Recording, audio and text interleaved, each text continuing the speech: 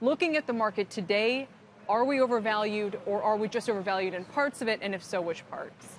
I think the main theater of overvaluation is in the credit markets, in particular the sovereign debt markets. I can think of no value less appealing and compelling than, say, that of the Swiss government's 10-year note yielding about nothing before tax, with 5/8 of 1%, and the Japanese yielding less than that, Germany around 1%.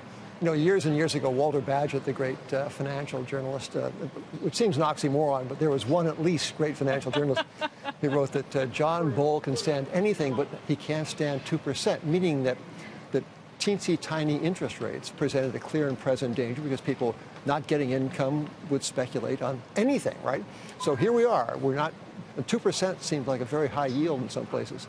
So I think that the central bank imposed interest rates are the source of global financial instability now and in the future. And if it's the case then that this massive trade into, for example, European sovereign debt is over, is ending, is unsustainable, what do you think is the next leg of this move? Where do people, perhaps if they're taking money out of that space, put it?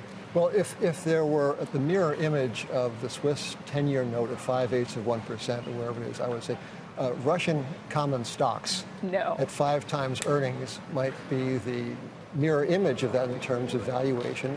And you're willing to take on Jay Carney here? Yeah. Well, we at Grants mocked Jay Carney for making the lows in March, and as we mocked him, we made at least the 2014 to date high in Russia.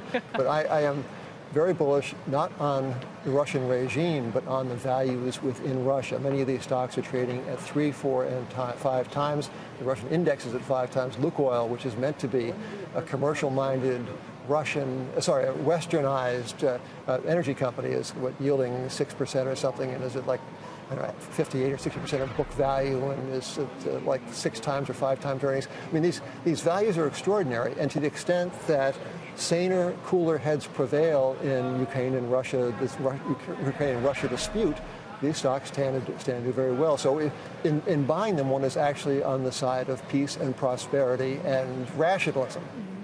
And what about sanctions, which are still being discussed? Well, they are. If this is a trade that not everybody feels comfortable making. Well, no, but most trades that are any good make you feel uncomfortable going in. That's a great point. You can have comfort or value, but you can have both.